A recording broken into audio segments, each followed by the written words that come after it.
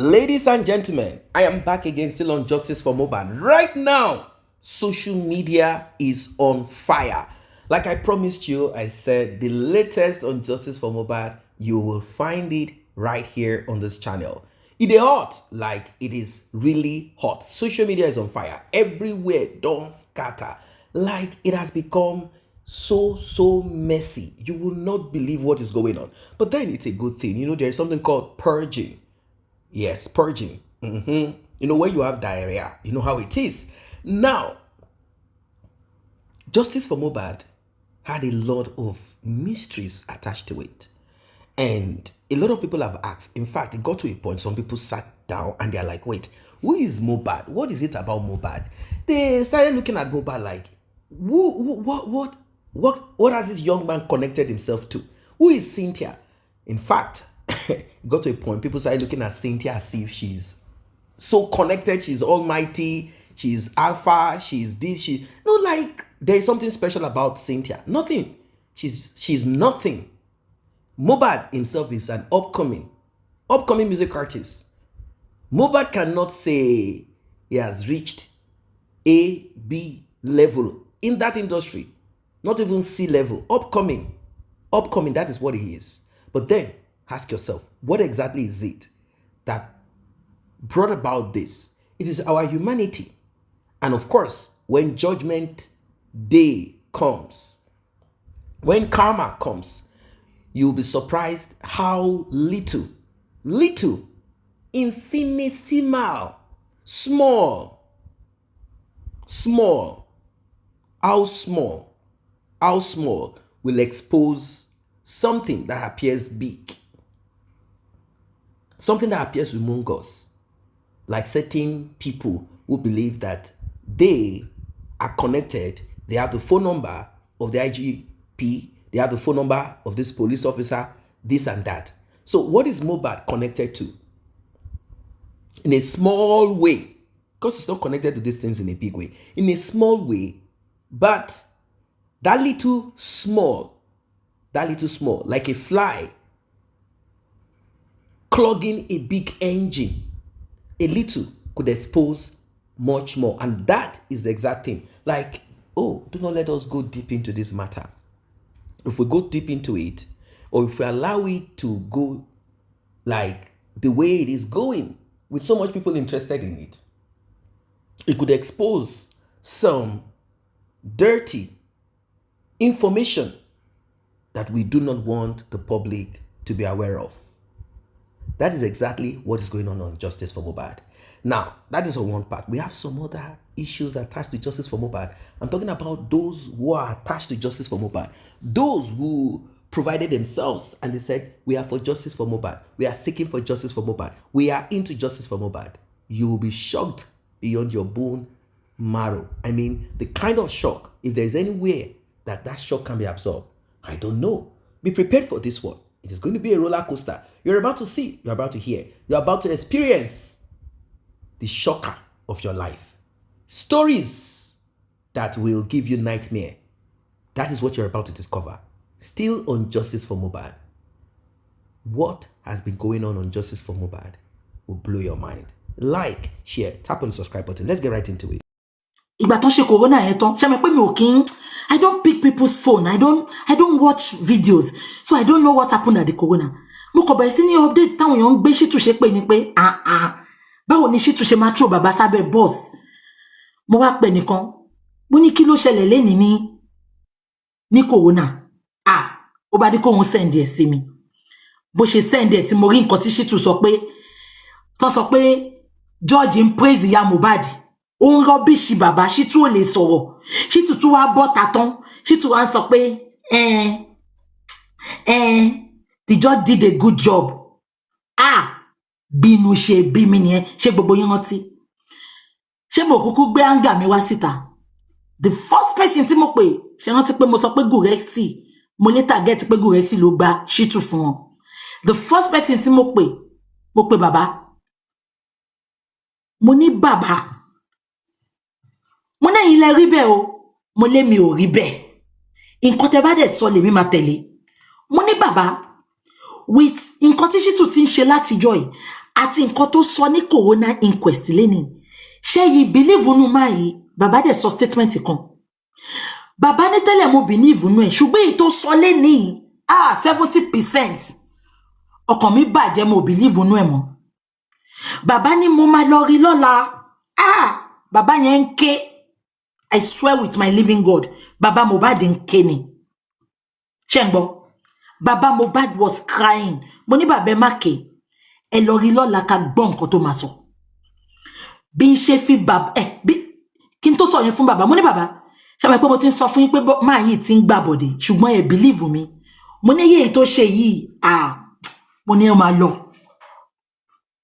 bàbá ṣáà ní kí n jẹ́ káwọn dọ́dọ̀ ẹ̀ lọ́la ẹ máa gbọ́ o ẹ jọ̀ọ́ ẹ bá mi mú popcorn yín tẹ́ bá fẹ́ lọ tọ̀ ṣé ká ní toilet break ìtorí ibi tọ́rọ̀ yẹn ti fẹ́ máa dùn ni mo ti fẹ́ máa sọ lọ báyìí fún ṣé fẹ́ ní toilet break ẹ confirm ṣé ẹ ní di toilet break abẹ́ fẹ́ lọ yàgbẹ́ ṣé kí n fún yín break kẹ́ lọ yàgbẹ́ kẹ́ padà wá ẹ yàgbẹ́ ẹ sure ká máa sọ lọ ok bí ṣe bá bàbá sọ̀rọ̀ tán ṣé ń gbọ́ mi the next person tí mo pè was Gurexy gbogbo ẹ̀yin lórí Bukky tẹ́ sọ pé Bukky ló ń pàṣẹ èmi máa ń béèrè ọ̀rọ̀ lọ́wọ́ àwọn èèyàn náà báwo lẹ ṣe rí kíní yìí sí I don't control people because èmi gangan mo kórìíra kéèyàn pàṣẹ fún mi at my age so nǹkan tí n bá lè gbà mo ò ní ṣe fún yàn ẹsẹ̀kẹsẹ̀ mo pè Gurexy mo ní Gurexy mo ní with nǹkan tó ṣẹlẹ̀ ní corona inquest lénìí mo ní ṣe yìí fẹ́ sọ fún mi pé Shittu ń ṣiṣẹ́ níwájú Ọlọ́run àti ènìyàn tá a gbọ́dọ̀ pè jẹ́rìí rọ́ Gurexy tí n bá parọ́ ọmọ ẹ calling kó takò mí lálẹ́ Gurexy ní BJ with nǹkan tí mo rí lálẹ́ Shittu ti gbàbọ̀dé no kò sẹ́ni tó lè bá mi sọ ó ní Shittu ti gbàbọ̀dé I have been seeing some signs but mo kàn ní kí n fún ní benefit of doubt ni thank you Gurexy for saying your truth on that day Gurexy ní BJ Shittu started well but along the line I don't know Shittu is not doing what he's supposed to do mo ní thank you mo dẹ̀ ṣe mẹ́nu mọ́ mo dẹ̀ ń wò mi update Shittu jẹ́ sọ kíní kan fún ẹ lálẹ́ Shittu ti dè bàbá mọ́lẹ̀ o ẹ jẹ́ kí n sọ fún gbogbo yín Shittu ti dè bàbá mọ́lẹ̀ gan níbi tí Shittu dè bàbá Mohbad mọ́lẹ̀ dé ẹ jẹ́ kí n sọ fún yín ṣé mọ̀ pé kò sẹ́ni tó wà nù George àbí nǹkankan ní Naija yẹn san wọ́n máa ń ṣe ogun burúkú níbi tí Shittu dè bàbá mọ́lẹ̀ dé tí bàbá rí white tí Shittu bá sọ fún bàbá pé black ni bàbá máa sọ fún yín pé black ni I am telling you Shittu sue me if you want to sue me má bẹ́ẹ̀ dọ́gba wé mi dáadáa kò sí nǹkankan tẹ́ lè ṣe fún mi ẹ jẹ́ kí n máa sọ̀rọ̀ mi lọ. níjọ́ yẹn bí kíní yẹn ṣe ṣẹlẹ̀ tí Gurexy sọ̀rọ̀ yẹn omi bọ́ lójú mi mo ní kí lélẹ̀ ìwọ lọ. How are we going to tell the public? Tí gbogbo yín bá rántí that was the first day tí mo kọ́kọ́ update pé Shittu ti gbàbọ̀dé ṣé gbogbo yín rántí ẹ lọ wo ọjọ́ tí mo kọ́kọ́ update pé Shittu ti gbàbọ̀dé ẹ lọ wo ọjọ́ yẹn ìjọ́ kejì corona gangan ni ṣé ń gbọ́. Now bí ṣe bá Gurexy sọ̀rọ̀ tán àwọn critical thinkers lovely people táwọn náà bá gbàbọ̀dé o because mo mọ̀ pé gbogbo wọn náà lè straightforward I cannot vouch for them all because bí ṣe wà ń sìn gan wọ́n ti jẹ́ kẹ́rù àwọn èèyàn bà mí but critical thinkers mo gbúrò wọn mo rí pọ́n ṣe dáadáa mo ti join wọn rí I'm always praying for them even tí n bá join wọn. Mo pe Daddy York mo ní kó bá mi pe àwọn critical thinkers because mo ní nọ́mbà wọn mo ní bá mi join àwọn tó bá lè join wọ́n pe àwọn bíi 5 so bí i 5 or 6 wọ́n pe wọn sórí call join ṣé ń gbọ́ mi Daddy York tẹ́ bá ń wò mí ẹ já mi o àbí àwọn àti 70 ó dàbá wọn wà ń bẹ ìjọ yẹn ẹni tó bá wà ń bẹ ẹjọ́ ẹ lè já mi tí bá ń parọ́ mo ní kán join gbogbo àwọn critical thinkers ká ṣe call Mommy Rich Grace náà wà ń bẹ bó ṣe pé àwa bíi 5 àbí 6 ni mi rántí mọ́ mo ní nǹkan tó ṣẹlẹ̀ lénìí ní corona mo ní kí ni gbogbo yín rí sí gbogbo wọn dákẹ́ wọ́n mí kanlẹ̀ mo ní anyway nǹkan tí mo kàn fẹ́ sọ tẹ́ bá ní mò ń pàṣẹ fún yín o ẹ jọ̀ọ́ nítorí Ọlọ́run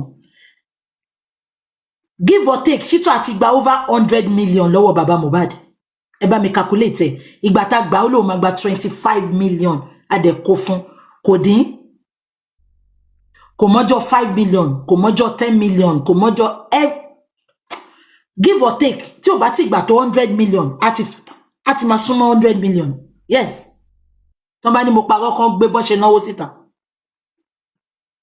because mo mọ̀ pé ìgbà tá kọ́kọ́ gbà 25 million ló gbà lọ́wọ́ wa 25 million yes 25 million ló ní kọ́kọ́ lọ mú wá ṣé ń gbọ́ mi so bí ṣe pé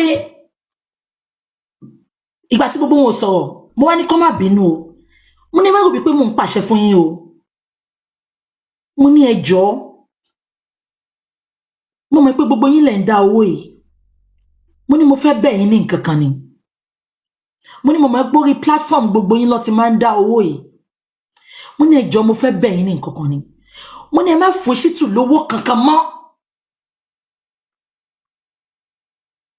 gbogbo wọn ní kí ló dé mo ní Shittu ti gbàbọ̀dé ẹni ta ló kọ́kọ́ dá mi lóhùn Mommy Rich Grace ló kọ́kọ́ ta pẹrẹpẹrẹ mọ́ mi BJ no BJ no BJ don't say that BJ don't say that èmi kéré mo máa ń calm down fẹ́yàn wọ́n ṣe ní kí n má sọ bẹ́ẹ̀ BJ lè sọ bẹ́ẹ̀ the man is working the man is doing a lot mo wá rí pé àwọn bíi méjì náà nínú àwọn justice ńjọ́ yẹn wọ́n ní BJ ní sùúrù ẹ̀dẹ̀mọ̀ mi Tinubu ti bí mi mo ní no Mommy Rich Grace ṣáà ló dúró fún Shittu ńjọ́ yẹn mo rántí dáadáa àwọn tó kù kàn sọ pé BJ ní sùúrù ìgbà tó ń pọ́jọ́ mi ti fẹ́ máa pọ̀ jù Mommy Rich Grace bá sọ pé ókè á ti gbọ́ ní fún lówó mọ́ àṣọ ń tàn mí ni ìgbà tí máa pé bàbá lọ́jọ́ kejì mo ní bàbá ṣe ti lọ rí Shittu wọn ni ẹ máa wo Shittu yìí o àwọn olórí burúkú ó lè jọ ọmọ tí yín kẹ́ máa ṣe yàmàyàmá ìgbà tí bàbá lọ rí Shittu ṣẹgbọ́n kan tí Shittu sọ Shittu ní ẹ jẹ́ kí CTC jáde kíní kan mo ti gbàgbé ibì kan ṣé wọ́n ti gbà tí Shittu lọ prosecute ṣé wọ́n ti gbà tán sọ pé wọ́n ti fi Naira Marley àti Sam Larry sílẹ̀ ṣé gbogbo yín rántí lady tó wà l'Amẹ́ríkà yẹn bá pè mí jọ́nà pé wọ́n fẹ́ gbé another appeal wọlé o ipe wọ́n fẹ́ gbé DSS lọ sí court gbogbo èèyàn nílàkàyè máa gbọ́ o Shittu máa ń fi ẹ̀tẹ́lẹ̀ o máa palàpalàpà mo ní wáyé tẹ́ fẹ́ gbé DSS lọ sí court mo ní DSS ti sọ pé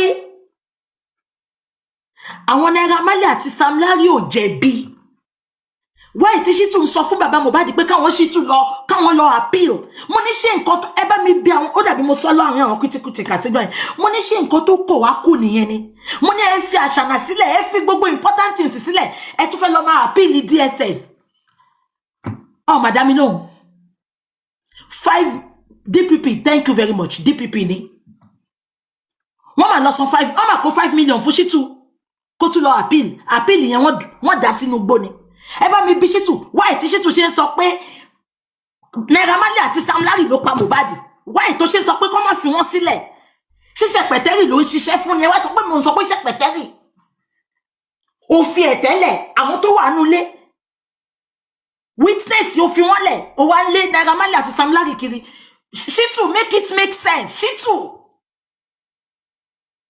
ẹ wá ní wọn gbà bọ́dé kó ṣe DSS ẹ má bínú DPP ní ó jẹ́ kẹ́tì mọ̀ mo ti sọ fún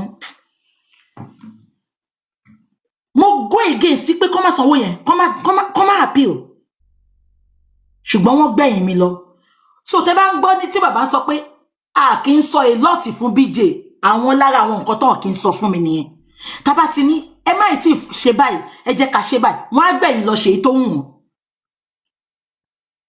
ṣé ń gbọ́ mi tún fi bínú o wàláhì tàláhì mi fi bínú ṣùgbọ́n èmi mọ̀ ìpọ́n máa tẹ́ bọ́bẹ̀ ni èmi mọ̀ ìpọ́n máa tẹ́ bọ́bẹ̀ ni mo wá update bí ṣe rí gbogbo kinní yẹn mo wá update mo ní Chitu must go sẹ́ náà wọ́n jẹ́ nsọ̀kọ́ tó ṣẹlẹ̀ ẹ lè blame bàbá o bàbá is vulnerable mo ń sọ fún yín pé ojú lásán kọ́ ni Chitu fi ń bá bàbá sọ̀rọ̀ náà gbà tí bàbá lọ rí Chitu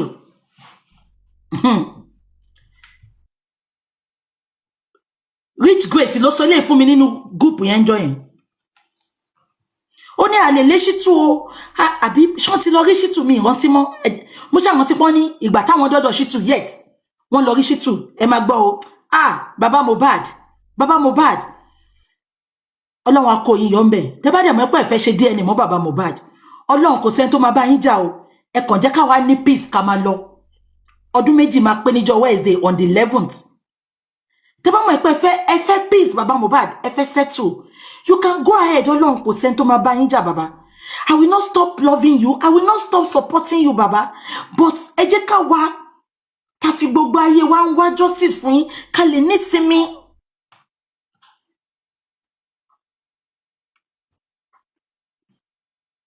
ṣé ń gbọ́ mi ìgbà tí gbọ́mi Rich Grace máa sọ̀rọ̀ ìgbà tó pé Chitu ní kọ́ wá gbé fáìlì wọn ò ṣiṣẹ́ fún bàbá mọ́ Chitu ṣáà dá sírọ̀fù fún wọn ní ṣá ìgbà tí bàbá lọ bá pé kí ló tó ṣe máa sọ̀rọ̀ bẹ́ẹ̀ yẹn ń court Chitu dá sírọ̀fù ó ní kí bàbá bá lọ òun ò ṣe mọ́ kọ́kọ́ kí gbogbo wọn get out kọ́ máa ní òun fín mo ní ó sọ bẹ́ẹ̀ mo ní ikú ló máa pa á mo ní àwọn wo ló ń halẹ̀ mọ́ mo ní public ló fún lówó tó bá ti bèrè owó lọ́wọ́ bàbá Mohbad tí bàbá Mohbad bá ti ń bẹ̀ pé kò sówó a máa sọ fún bàbá Mohbad pé go to the public like you they will contribute for you.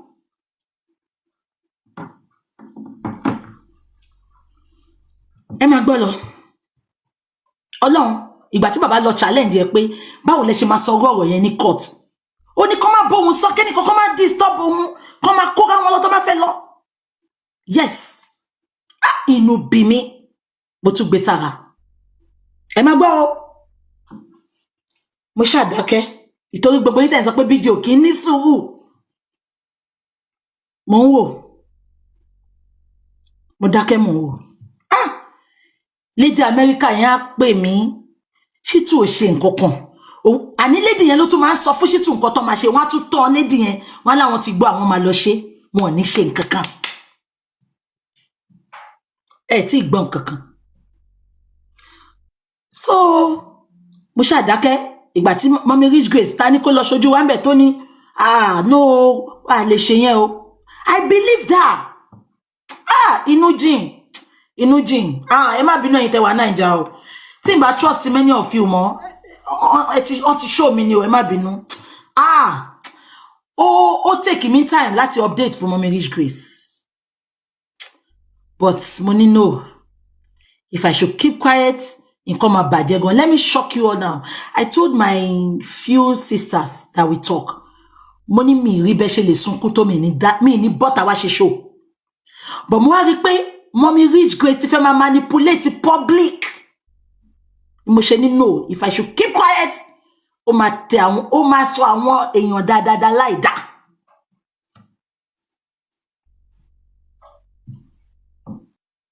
ṣé ń gbọ́ mi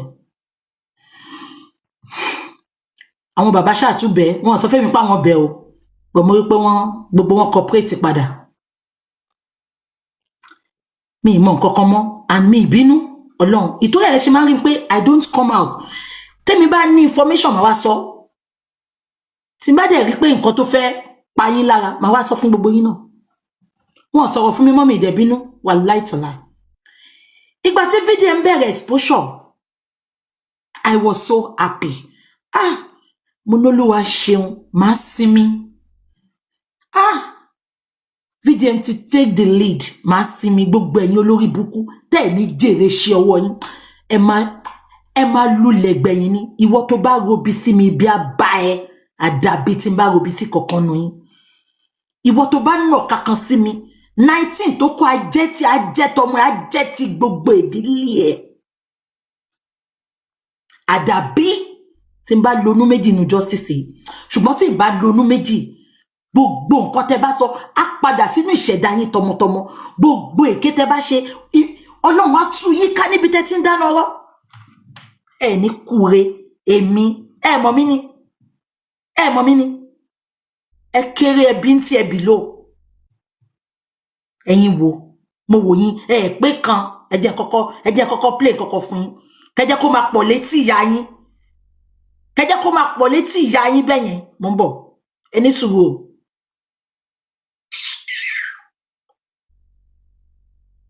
ẹ bá mi gbọ́ kínní mo ń bọ̀ ẹ máa gbọ́ wọ́dí sí yẹn o. bí òbí ẹnìkan ò jọba bí ọ̀dàdé ìlú òtòrò jẹ́fta ti fi tọ́jọ́ máa lé àwọn ọmọ ọkọ̀ òfẹ́ wálé bí ó wálé bí ó wálé wọn lè kọ́ òkúta táwọn lẹ́kọ̀ọ́ sílẹ̀ ló padà àdìpọ̀ gbòòlè màrífín ìpè kan lè tẹ̀rí ìpè kan bá màrífín òòrè Ọlọ́run fẹ́. ẹ gbọ́ márùn fín ìpè kan lè tẹ́rí ìpè kan ga márùn fín Ọlọ́run fẹ́ràn èèyàn kan jù kan lọ ẹ̀ ní kúre àdàbí tí bá mú wọn náírà lówó justice yín lógún yín fi máa ṣẹ lórí mi. Ọlọ́run ju ènìyàn kí lẹ ń bá mi jà sí Ọlọ́run ju ènìyàn kí ló wá fẹ́ fàríkìṣí ó jẹ́ èmi ló rọra mi àbùkù mi máa tó. ṣé gbọ́ àdàbí tó bá yẹ pé mi nù rán ra mi àbùkù mi máa dé ṣùgbọ́n tó bá yẹ pé Ọlọ́run ló tì mí lẹ́yìn ló rán mi níṣẹ́ yìí òjò ẹ̀sìn yín ṣú tó máa rọ̀. ojú Ọlọ́run ni ojú Ọlọ́run ni ó jẹ́ olóró mi òjò ẹ̀sìn wọn tó ṣú sí máa rọ̀. Igbó dídí ni Dáfídì gbé bí òbí ẹnìkan ò jọba bí ọ̀dàdé ìlú òtòrò jẹ́fta ti fi tọ́jọ́ máa lé àwọn ọmọ ọkọ̀ òfẹ́ wálé bí ó wálé wọn lè kọ̀ọ̀gùn òkúta táwọn lẹ́kọ̀ọ́ sílẹ̀ ló padà àdìpọ̀ gbòòlè màrífín ìpè kan lè tẹ̀rí ìpè kan bá màrífín òòrè Ọlọ́run fẹ́ràn kan Ọlọ́run ju ènìyàn kí lẹ ń bá mi jà sí Ọlọ́run ju ènìyàn kí ló wá fẹ́ fàríkìṣí ó jẹ́ èmi ló rọra mi àbùkù mi máa tó dé ojú Ọlọ́run ni ojú Ọlọ́run ni ó jẹ́ olóró mi òjò ẹ̀sìn wọn tó ṣú sí máa rọ̀. bàbá Ajídára ìwọ dúró ń tiẹ̀ ó ṣe orin tó bá mi fún wọn ibo la sọ dé ẹ rán mi létí ibi tí mo sọ dé so wọ́n ṣàlọ kó 5 million yẹn fún again sílẹ̀ fún Shittu kan lọ gbó lórí burúkú àpìlì wọlé ó wá ń sọ fún bàbá wàá gbowó tán wàá máa sọ fún bàbá kó máa bọ́ta kó lọ máa sunkún sí public ìgbà kan bàbá wá pè mí ìgbà tán ti ṣe yẹn tán ṣe ń gbọ́ bàbá pè mí ńjọ́ kan bàbá ní wọ́n ti pòun látàbújá àwọn kan pòun látàbújá wọ́n ní kí lòun fẹ́ wọ́n ní kí bàbá wá sàbújá àwọn ti lọ sàbújá àwọn ti lọ kọ nǹkan táwọn fẹ́ àwọn fẹ́ justice fọmọ àwọn èmi náà dẹ̀ àṣẹ Shittu mọ̀ọ́mọ̀ ó fi yẹn bò wọ́n mọ́lẹ̀ nígbà tó rí pé gbogbo wa ti fẹ́ máa fura gẹ́ẹ̀tì game tó play bẹ́ẹ̀ yẹn ó ti rí pé gbogbo wa ò bìlíìfù nù òun mọ́ wọ́n wá pé bàbá páwọn kan wá látàbújá wọ́n ní kí ni bàbá fẹ́ wọ́n ní kí lẹ fẹ́ wọn arrest àwọn tó wà nulẹ̀ wọ́n ní kí lẹ fẹ́ Àṣànà ló wà nulẹ̀ pẹ̀lú Mohbad tí Mohbad fi kú wọn ò bá yín arrest Àṣànà ẹ̀yin ló wá ń pè lójoojúmọ́ pé kí lẹ fẹ́ ìgbà tán lọ àwọn àti Gurexy ló lọ sàbújá mi ìmọ̀ àwọn tó lọ rí mi ìdẹ̀ béèrè lọ́wọ́ wọn ẹ béèrè lọ́wọ́ wọn gbogbo ẹ̀yin tẹ̀ ń sọ pé BJ ó máa ń sọ̀rọ̀ ó máa ń pàṣẹ wọ́n kọ̀ dágbére ni àbí kò yé yín ìgbà tán dẹ̀dẹ̀ Shittu ti bá wọn kọ email ó ti kọ oríṣiríṣi nǹkan táwọn fẹ́ àwọn ti fún wọn wọ́n ti bá wọn kọ́ àwọn ti fún wọn ẹ bá mi bèrè lọ́wọ́ wọn ṣáwọn ará Àbújá pè wọ́n dé ni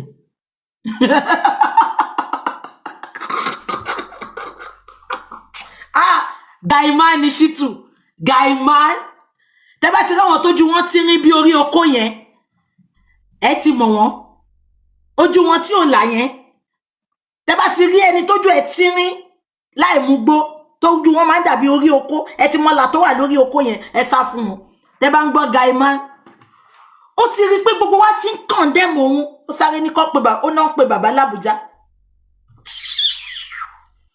ẹ jẹ́ ká máa sọ lọ wọ́n ṣàfihàn kí bàbá mọ́ bẹ́ẹ̀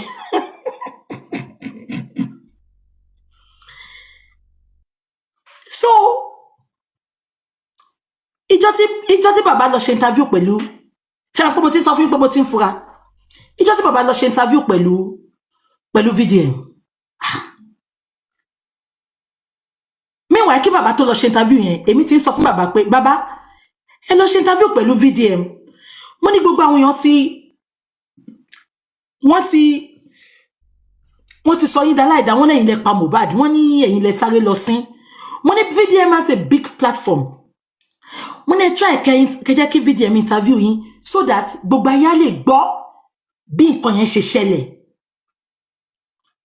mo ní àbí ẹ fẹ́ lọ ni bàbá ní àwọn fẹ́ lọ ipe tó bá ti pè àwọn so luckily ńjọ́ yẹn bàbá lọ ìgbà tí bàbá dé ṣe ń gbọ́ mi ẹni sùúrù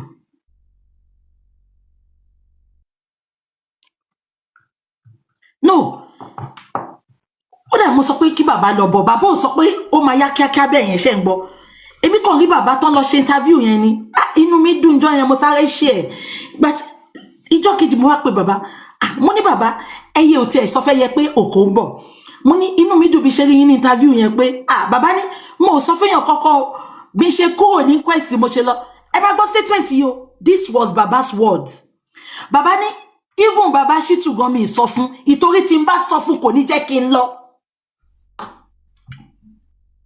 wallahi ta'ala bàbá said that statement bàbá ní even bàbá Shitu gan mi sọ fún ìtorí tí n bá sọ fún mi kò ní jẹ́ kí n lọ ṣé nígbà tí bàbá sọ̀rọ̀ yẹn mo di ọ̀rọ̀ yẹn sọ́wọ́ ọ̀tún mi mo ní ìgbà tí màtí bàbá sọ̀rọ̀ tán mo wá rẹ́rìn mo ní ó dàbí àjọ rẹ́rìn bí ṣe drop phone mo lọ jókòó mo lọ relax mo ní kí ni bàbá sọ yìí kò ní jẹ́ kán lọ mo ní so bàbá mọ orí èèyàn tí màá yìí jẹ́ ṣé kí ṣọ́ọ̀kì yín ṣe rí láti ìgbà tí bàbá ti ṣe interview yẹn ìgbà yẹn mo ti rí pé bàbá ti change I think what Shitu did was ó rí pé bàbá is smart bàbá lè jẹ́ carpenter bàbá ò stupid ó máa sọ fún gbogbo yín o bàbá want to listen to you all but he will do what he wants to do I can tell you that for free àfi tẹ́ bá ṣe lóògùn èmi ò dẹ̀ lè ṣògùn ipe kí bàbá gbọ́rọ̀ sí mi lẹ́nu ìgbà tí ó ń ṣe pé a fẹ́ gbowó ń bẹ̀ ẹ gbọ́ mi ṣá bàbá said it that day mo di ọ̀rọ̀ yẹn mú sọ́wọ́ sí mi pé tẹ́ bá sọ fún Shitu kò ní jẹ́ kẹ́ lọ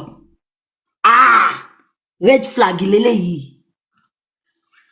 mo ṣàrẹ́rìn inú mi dùn pé bàbá sọ̀rọ̀ ńjọ́ yẹn VDM bẹ̀rẹ̀ exposure VDM sọ a lot bàbá Mohbad ni mo kọ́kọ́ pè mo ní bàbá ṣe máa ń wo VDM yàtọ̀ sẹ́yìn mo ní ṣe ti rí gbogbo exposure tí VDM ṣe mo ní ìgbà tá ṣe corona tó ń jọ sí Shitu sọ pé ó sọ níjọ́ yẹn pé corona sọ pé ọlọ́pàá ò ṣiṣẹ́ wọn Shitu ò ṣe nǹkan kan lẹ́yìn ìgbà yẹn corona ti tán sí wọn sọ̀rọ̀ kọ́kọ́ moving on ẹ má sọ fún mi pé ẹ fẹ́ jẹ́ káwọn public mọ̀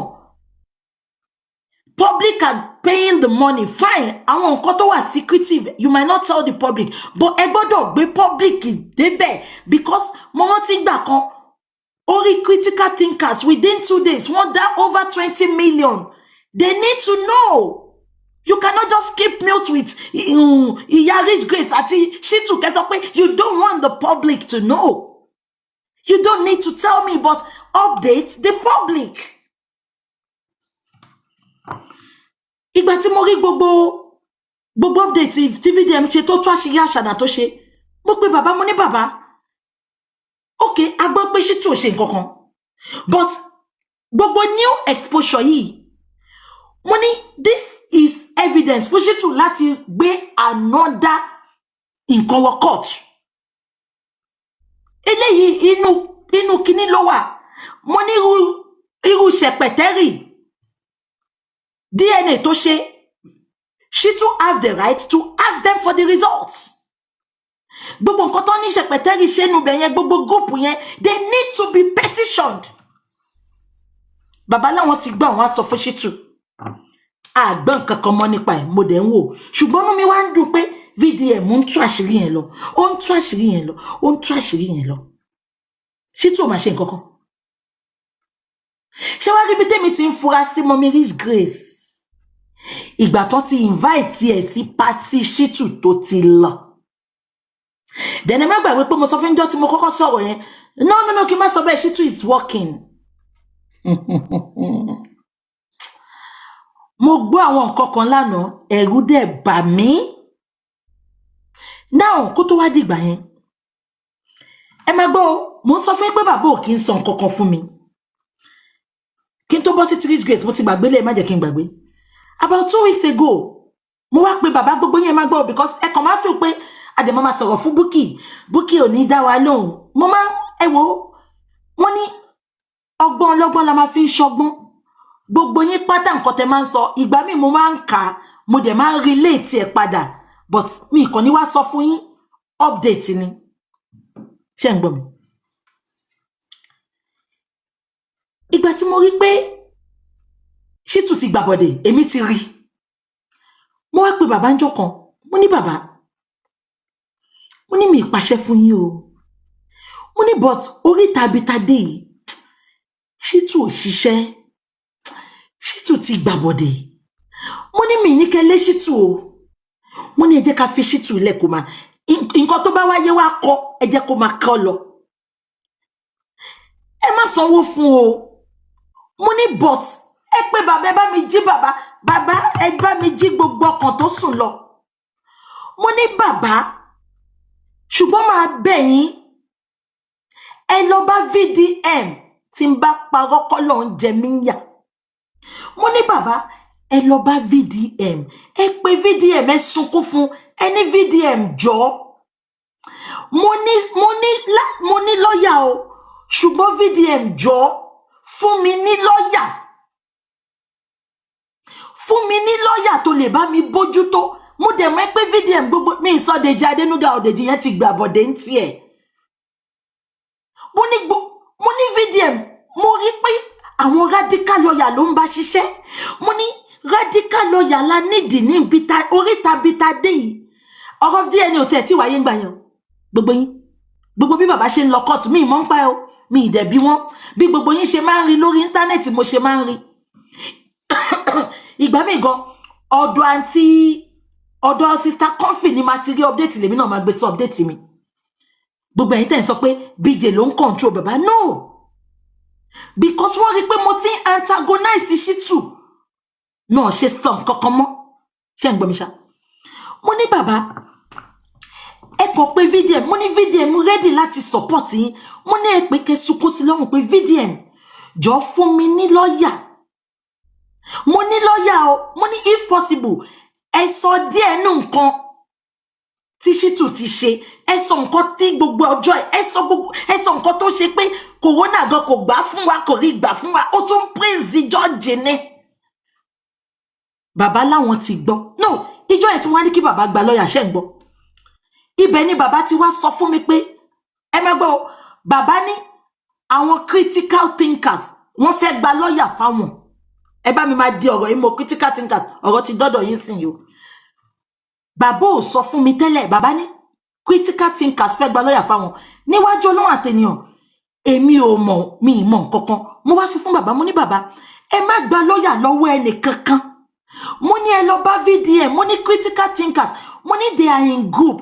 Mo ní mo mọ̀ díẹ̀ nù wọn but mo ní nǹkan tó bá ti jẹ́ group bẹ́ẹ̀ yẹn èèyàn kan lè wá ń bẹ̀ tó máa gbàbọ̀dẹ̀. Tẹ́ bá tún ní lọ gba lọ́yà lọ́wọ́ ẹni kankan wọ́n lè lọ máa sọ̀rọ̀ síta. ẹni kí bàbá bọ́ta tí ń bá parọ́ abẹ́ gbọ́ mi meanwhile bàbá ò sọ fẹ́ mi pé wọ́n máa ẹ má jẹ́ kí n fọ ọ̀rọ̀ ẹ bàbá ò sọ kúlẹ̀kúlẹ̀ lọ́ọ̀yà àti critical thinker ti fẹ́ gbà fún wọn ṣó ti yẹn èmi ṣáà tẹnumọ́ pé ẹ má gba lọ́ọ̀yà lọ́wọ́ ẹnì kankan mo ní ṣàmì pé bó ṣe mú olórí burúkú ènìyàn ṣòro wá fún yín nìyẹn bó ṣe mú African TV wá fún yín nìyẹn mo ní ẹ lọ bá VDM mo ní ṣe ríbi tí mo dé yìí VDM nìkan ni mo lè trust ṣe ń gbọ́ bàbá dẹ̀ sọ fún mi lẹ́sẹ̀kẹsẹ̀ pé wọn ti fáwọn ní lọ́ọ̀yà yẹn náà pé wọ́n sọ pé àwọn máa meet lọ́ọ̀yà yẹn ni mo ní òkè ẹni ọ̀tẹ́ bá ṣe fẹ́ ṣe ẹ ṣáà involve VDM ní nǹkan tá à ń sọ yìí ṣe ń gbọ́ mi èmi dẹ̀ dákẹ́ the same lady yẹn ti parí iṣẹ́ lórí bó ṣe máa mi ní sọ ìlọ́ tí ń bíbà nípa ilé lady yẹn ti parí iṣẹ́ bó ṣe máa kò yẹ yín bó ṣe máa ṣe DNA yẹn bó ṣe máa ṣe and everything. I don't want to talk much about that ṣó ti yẹ yín I don't want to talk much because tọ́ bá máa sọ́sìn àwọn bàbá Mohbad lè sọ pé àbíjẹ ló sọ gbogbo ẹ̀ bó tẹ̀ yẹ pé bàbá ò tẹ̀lé nǹkan tó fẹ́ ṣe yẹn but I don't want to say it here but that lady tó wà l'Amẹ́ríkà ẹni tó bá gbé ṣe pé èpè apá tọmọtọmọ that lady did a lot she spent a lot ìgbà tí Shittu ò gba kinní gan tí ò lọ gba lẹ́tà ń kọ́ọ̀tù kan fi gba phone forensic lady dìídì lọ sọ́dọ̀ àwọn Apple ní Amẹ́ríkà ní pé báwo ló ṣe lè ṣe nǹkan báyìí pé báyìí pé téèyàn bá kú tí family ẹ̀ dẹ̀ ní ìdíkiri Apple láwọn ò lè ṣe fún pé àwọn ló wá sọ fún wọn pé kán sọ fún lọ́ọ̀yà lọ́hùn pé lọ́ọ̀yà can apply for it in Nigeria yet Shittu ṣe.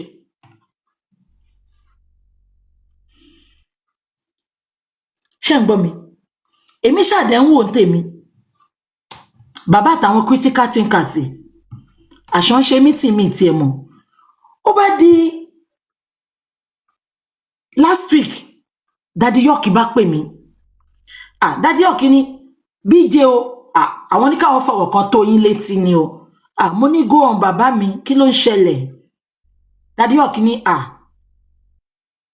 àwọn tí wọ́n ní kò ṣe páwọn náà rí nǹkan tèmi náà ń rí o ipe since tí Shittu ò fẹ́ ṣe many things tó jẹ́ kó ṣe wọ́n ní àwọn critical thinkers ń kọ́ o àwọn ti pawọ́ pọ̀ àwọn ti bá àwọn lọ́ọ̀yà kan sọ̀rọ̀ ṣé ń gbọ́ mi ipa àwọn lọ́ọ̀yà yẹn wọ́n dẹ̀ ti rẹ́dì láti ṣiṣẹ́ ipe àwọn nǹkan tí Shittu ò ṣe ń kọ́ àwọn ò lé Shittu o ipe Shittu yìí máa ṣiṣẹ́ ẹ̀ lọ o but àwọn lọ́ọ̀yà yẹn àwọn náà máa ṣe àwọn nǹkan tí Shittu ò ṣe ṣé ń gbọ́ mi mo ní that is very good but mi ò jẹ́ sọ fún Daddy York pé bẹ́ẹ̀ kọ́ ni bàbá ṣe sọ fẹ́ mi o ṣé ń gbọ́ mi Daddy York wá go ahead wá sọ pé mo àbí Daddy York mo ní Daddy York ṣé bàbá ti mọ̀ ń pa kinní ṣé ń gbọ́ mi Daddy York ní àwọn ti bá bàbá sọ pé ó wà okay ṣé pé bàbá ò dẹ̀ sọ fún mi pé nǹkan táwọn yẹn fẹ́ ṣe nìyẹn mo kàn wò pé èmi ò dẹ̀ sọ fún mi sọ fún Daddy York pé bàbá sọ báyìí because èmi jẹ́ nìkan mi fẹ́ dájà sílẹ̀ láàrin àwọn èèyàn mo wá ní ó wà okay Shittu Daddy York sọ pé àwọn people yẹn ti sọ pé àwọn ò ní gbowó ipe but ọkọ̀ ní káwọn mú 3 million wá fún administration fee àtàwọn nǹkan kan tó máa ṣe ṣé ń gbọ́ mi Daddy York wá ní even àwọn máa ní press conference lẹ́ni pẹ̀lú àwọn lọ́ọ̀yà yẹn so that people can see it inú àwọn èèyàn dẹ̀ dùn mo ní kíni wọ́n ní àwọn ti update àwọn ti sọ fún àwọn èèyàn pé inú àwọn èèyàn dùn pé inú bàbá náà dùn ẹ máa gbọ́ o èmi ò kúkú sí ńbẹ̀ wọ́n ní àwọn lọ́ọ̀yà yẹn come online wọ́n sọ nǹkan tó máa ṣe they spoke very well I was not there the lawyer was there àwọn èèyàn tó wò sọ bẹ́ẹ̀ wọ́n ní àṣẹ gbogbo gbà táwọn lọ́ọ̀yà ń ṣe conference Mommy Rich Grace àti bàbá àti PA bàbá wọ́n wà lọ́dọ̀ Shittu ó dà báwọn náà join wọ́n wà lórí fẹ́ǹsì wọ́n ń wo gbogbo ẹ̀ ṣé ń gbọ́ mi ó dàbí bẹ́ẹ̀ lọ́tún ti kóṣẹ́ sí bàbá lórí ọ̀nà bá pe bàbá ṣẹ̀dọ̀ pé káwọn yẹn tó kó tó continue nǹkan tó máa ṣe bàbá gbọ́dọ̀ sign ṣé ń gbọ́ mi wọ́n bá pe bàbá lóhun ò sign o òun ò fẹ́ gbogbo eléyìí o òun ti sọ fún yín pé Shittu ló bá ṣe o òun ò sign o nọ́mbà ń bẹ bàbá nọ́mbà ń ṣàlàyé fún wọn bàbá gbogbo nǹkan tá à ń ṣe ṣebí ti sọ pé ẹ máa ṣe tẹ́ bá mọ̀ pé ẹ ṣe àní lọ kó 3 million sílẹ̀ ṣebí sọ pé ẹ máa ṣe a sọ fún yín ká tó lọ ṣe bàbá yarí ok wọ́n bá fi bàbá sílẹ̀ wọ́n bá pe Gúrẹ́sì ìwọ ló tún súnmọ́ bàbá báwa lọ ṣàlàyé fún bàbá tó bá dijọ́ kejì pé bàbá ń kọ́ o báyìí ló ṣẹlẹ̀ ẹ lé Shittu ẹ kàn sáìn kínní ni kò ń ṣe pé kẹwàá sáìn pọ́n fẹ́ gbowó royalty yìí wọ́n fẹ́ help yín ni wọ́n nígbà tí Gúrẹ́sì débẹ̀ bàbá yarí pé òun ò sáìn Daddy York pè mí wọ́n ṣàlàyé fún mi òun lè fi rí Daddy York tó fi update níjọ́ yẹn pé òun ò ṣe justice mọ́ because Daddy York sọ pé ọmọ yín ló kù all our efforts ẹ̀kan bàjẹ́ this man called Shittu kò ṣe nǹkan kan adẹ̀túrà àwọn èèyàn kò dẹ̀ ṣe lọ́yà kan group of lawyers ni group of lawyers bí ṣe gbọ́ èmi ò bá wọn sọ̀rọ̀ o but àwọn critical thinkers tán ní làákàyè wọ́n ti bá wọn sọ̀rọ̀ mo bá ń wò ń tèmi ṣẹ́rí bí ṣe gbọ́ yẹn báyìí mo tún lọ bí ṣe gbọ́ yẹn báyìí mo bá tún bẹ̀rẹ̀ sí ní put update mo wá ń put update fún Shittu mi ṣá sọ̀rọ̀ ìjọ́ kejì sorry ṣe wá rí bí ṣe put update yẹn mo lọ sí shop ìgbà tí ma fi wọnú mọ́tò mo rí pé mo ti rí miss calls ìgbà tí ma wo miss calls yẹn ó di bàbá Mohbad àti bọ̀dá Múyìwá kí ló ṣẹlẹ̀ mo ṣáà rí tán ti send message pé please pick your call ẹ̀yin olórí burúkú tẹ́ ń sọ̀rọ̀ pé bàbá jáde fún mi ẹ súnmọ́ bí máa screenshot máa fi time and date wọ̀nyí mo dẹ̀ bí ṣe fẹ́ pè wọ́n padà kọ́ wọn wọlé bọ̀dá Múyìwá ẹ káàsán bàbá ṣẹ́wà àwọn wà òkè ẹ má gbọ́ o meanwhile sorry ẹ má bínú kí n tó rí no ó dàbí mo ti wà lórí kọ́ pẹ̀lú àwọn bàbá mo rí pé mo rí message ìgbà tí ma wo fọ́tò message yẹn mo rí fọ́tò Shittu mẹ́ mo ní what is happening no sorry kí n tó gbé call àwọn bàbá mo wo second phone mi mo rí fọ́tò Shittu lórí profile mo rí pé nìyẹn ti send message sí mi gan mo ní wèrè wo lélẹ̀ ìgbà tí ma wo message ó jẹ́ Shittu mo pe uncle mi kan tó wà lẹ́kọ̀ọ́ mo ní ẹ gba nọ́mbà yìí ẹ bá mi wo nọ́mbà yìí ṣé nọ́mbà Shittu ni because ìgbà tí mo click ojú fọ́tò yẹn mo rí San Shittu ẹni yẹn ìgbà tó máa check nọ́mbà yẹn fún mi ó ní San Shittu ni nọ́mbà yẹn gbé jáde ìgbà tí ma lọ wo message tẹ́ni yẹn send sí mi ṣé kí n shock yín San Shittu ló send message sí mi màá screenshot gbogbo message yẹn màá gbé sórí wall mi tí n bá parọ́ fún yín lálẹ́ mo kàn ń wo gbogbo àwọn olórí burúkú ènìyàn ṣòro kò ní dá fún gbogbo yín San Shittu send message yẹn pé ènìyàn ṣòro send message sóhun lálẹ́ yìí pé ó sọ pé èmi ń bú òun gbogbo message tó wá kà fún yín yẹn San Shittu ti sọ fẹ́ mi kó tó fún wọn lánsà ṣe mọ game tí Shittu play bẹ́ẹ̀ wọ́n fẹ́ gbé mi mọ́ra get any I'm spiritual I am very spiritual ènìyàn ṣòro ló send the message sí Shittu bí ó dẹ̀ kìí ṣe ènìyàn ṣòro I don't know but I have everything I will put it on my platform tí bá ṣe tán with time and date bó ṣe send message sí Shittu send ẹ̀ sí mi pé ẹ jẹ́ kí n kà fún yín onírọ́ ló máa parọ́ mo ń bọ̀ ẹ jẹ́ kí n kà fún yín ẹ fún mi ní 1 minute ṣé gbọ́ ẹ jẹ́ kí n lọ gbé message yẹn síta yeah this is it máa pe nọ́mbà yẹn síta ẹ má jẹ́ kí n pé kí n má hùwà bí fínà but ẹ jẹ́ kí n ka nǹkan tó ṣẹlẹ̀ fún yín. Ẹ jẹ́ kí n ka nǹkan tí Shitu sọ. It was on Thursday 16:04. Ẹ má gbọ́ o. Shitu ló send lè sí mi. Káwọn bàbá tó pè mí.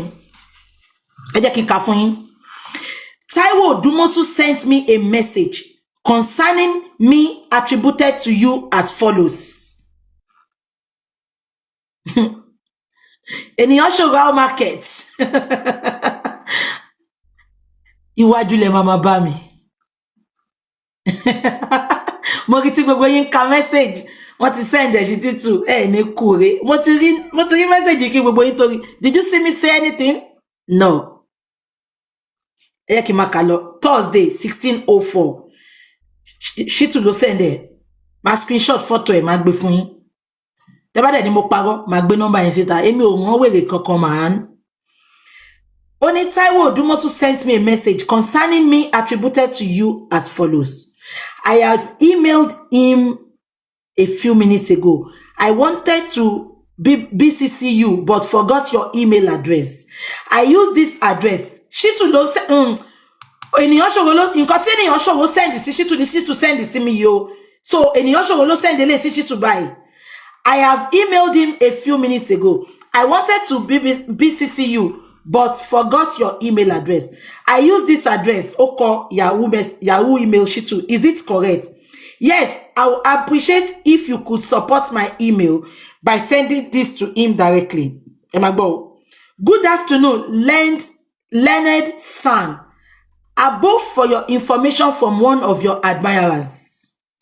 Trust you and family are great, sir. I responded to him as follows. Ó ti forward the email nǹkan tí mo sọ. Ṣé mo gbogbo update tí mo ṣe fún Shitu. Olórí burúkú ènìyàn ṣòro. Àgékù ejò. Ó ti send ẹ̀ sí Shitu. Shitu wá dá lóhùn pé, thank you for bringing my attention to alleged defamatory statements made against me by one Bukky Jesse regarding the handling of the Mohbad case assigned to my firm. First, Bukky Jesse is entitled to her opinion, and I will not trade abuses with her. I was briefed to represent Mohbad's family at the coroner proceedings. I have successfully concluded that assignment. What, Shengbo? I have concluded that assignment with the verdict delivered. So, nǹkan tó sọ fún wọn ní court yẹn, òun ni verdict tó deliver. Ó mà ṣe o. The certified true copy of the coroner's verdict detailing the outcome and our representation is now in public space. I represented the family throughout the coroner, lauded my participation and contribution to the proceedings. Secondly, I challenged the DPP legal advice, exonerating Naira Marley àti Sam Larry and others. Naira Marley àti Sam Larry ni. Mo sure pé interview tí bàbá lọ ṣe ńjọ́sí. San Shitu ló ní kó lọ ṣe interview yẹn kó sọ pé Naira Marley bully ọmọ òun. I can assure you that. Ẹ jẹ́ ká máa kà lọ. The Lagos High Court ruled against us, and we have since filed an appeal. Shengbo. Appeal at the Court of Appeal against the verdict. We have just settled records of appeal and made payment for record of proceeding to be compiled by transmit. Ó ṣá send kíní yẹn sí mi, ṣóyé yín. Bí ṣe ń ka kíní yìí ní call àwọn bàbá wọlé. Bàbá àti bọ̀dá Múyìwá. Shengbo. Wọ́n bá láwọn tí ń pè mí, mo ṣáà ní kí ló ṣẹlẹ̀. Ṣé ń gbọ́ mi? Bọ̀dá Múyìwá ní ṣé mo update fún Shitu. Mo ní yẹn kí ló ṣẹlẹ̀. Wọ́n bá ní kí bàbá sọ̀rọ̀. Ẹ má gbọ́ o. Shitu ti kó bàbá Mohbad láyà jẹ o. Ẹ jẹ́ kí n kọ́kọ́ shock gbogbo yín sìn. Tí DNA bá ṣe dédé, to God be the glory. Ṣùgbọ́n tí DNA yẹn bá tí bàbá bá really fẹ́ jẹ́ kí DNA yẹn come out clean. Bàbá should please collectively involve VDM. With VDM, ṣé ń gbọ́ mi? With VDM gan, DNA can be done in Nigeria. Ṣé bọ́rí Yomi ṣe DNA in Nigeria? Gbogbo wọn ṣe DNA with VDM. I need the camera law lóyìnbó kankan papa. With VDM, the DNA will be done in Nigeria. ẹ má gbà pé VDM ló kọ́kọ́ sọ̀rọ̀ DNA why tí bàbá ò ṣe wá fẹ́ involve VDM no ẹ jẹ́ ká let's be real now VDM ló kọ́kọ́ sọ pé ẹ jẹ́ ká ṣe DNA why tán ṣe wá ń yọ VDM tí VDM ò bá ti involve ní DNA I will tell you authoritatively pé ó máa padà wá sọ fún pé Mohbad ló lọ́mọ ẹ bá mi kọ́ tí lè kẹsàn fún bàbá Mohbad lálẹ́ tí bàbá Mohbad tó bá gbà kí Shittu manipulate anything bó ṣe manipulate autopsy ẹ jẹ́ sọ̀kan tó máa ṣẹlẹ̀ fún yín wọ́n á sọ fún bàbá Mohbad pé ẹnìkan kò gbọ́dọ̀ fọwọ́ kọ royalty kankan until tí Papa Lolo bá pé 21 ẹ wá sọ fún mi bí bàbá Mohbad bá bó ṣe fẹ́ rówó gbà Ọlọ́run má jẹ́ ká ṣàṣegbé ẹ jẹ́ máa sọ lọ so bí bàbá àti bọ̀dá Múyìwá ṣe pè mí ṣé ń gbọ́ mi mo ní kí ló ṣẹlẹ̀ wọ́n bá gbé bàbá sórí line bàbá fẹ́ lè máa ké mama ẹ jọ̀ọ́ nítorí Ọlọ́run mo ní kí ló dé bàbá ẹ calm down àwọn update tẹ́ kọ́ ni Shittu ti bínú Shittu sọ pé tẹ́ bá lọ yọ update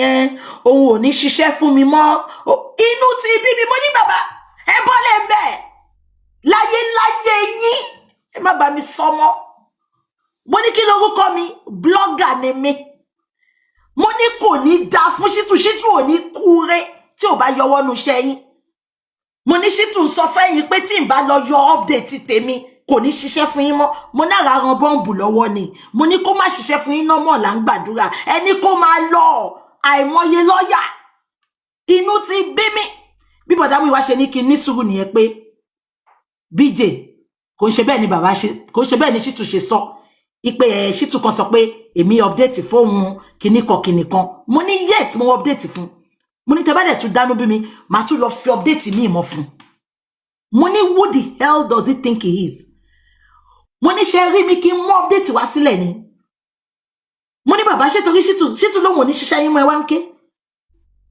ẹ̀yin lẹ́ ń fún lóúnjẹ mo ní kí lẹ fẹ́ gangan sìn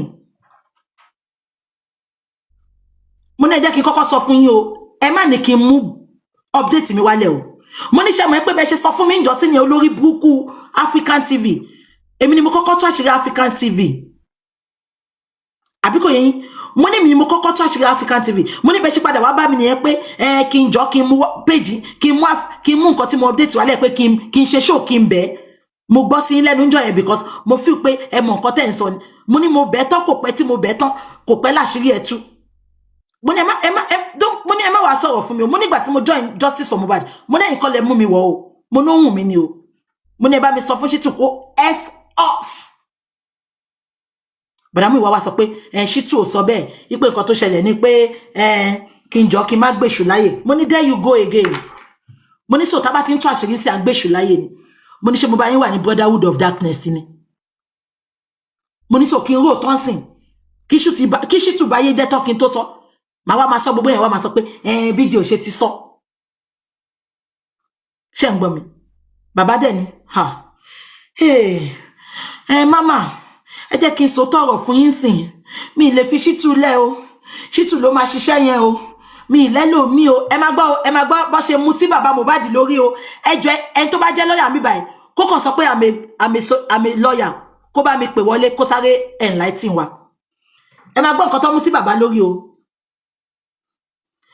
bàbá wá sáhùn pé nǹkan tó ṣẹlẹ̀ ni pé àwọn ò lè jẹ́ kí Shittu lọ ní táìmù yìí o ìtorí tí Shittu bá lọ àwọn ẹ máa gbọ́ o kò tún sẹ́ni táwọn lè gbà ní Nàìjíríà tó ju Shittu lọ Shittu is the highest rank ipe then tí Shittu bá wà ní court ẹ̀rù bá ń bá àwọn jọ́ọ̀jì yẹn láti sọ̀rọ̀ ni mo ní Shittu is a guy man Shittu is a 19 ẹ wo bó ṣe manipulate àníbọ̀dá Múyìwá náà sọ bẹ́ẹ̀ ta làwọn tún fẹ́ lò tó máa dàbí Shittu ẹ jọ̀ọ́ gbogbo ẹ̀yin tẹ́ ń ṣe lọ èmi ò ká lọ ẹ bá mi dá sí ṣé bó ṣe rí nìyẹn ni mo ní bàbá Mohbad bọ̀dá Múyìwá ẹ bọ́lẹ̀ ń bẹ̀ wọn náà wọn ò tí ì débi táwọn lọ mo ní ẹ bọ́lẹ̀ ń bẹ̀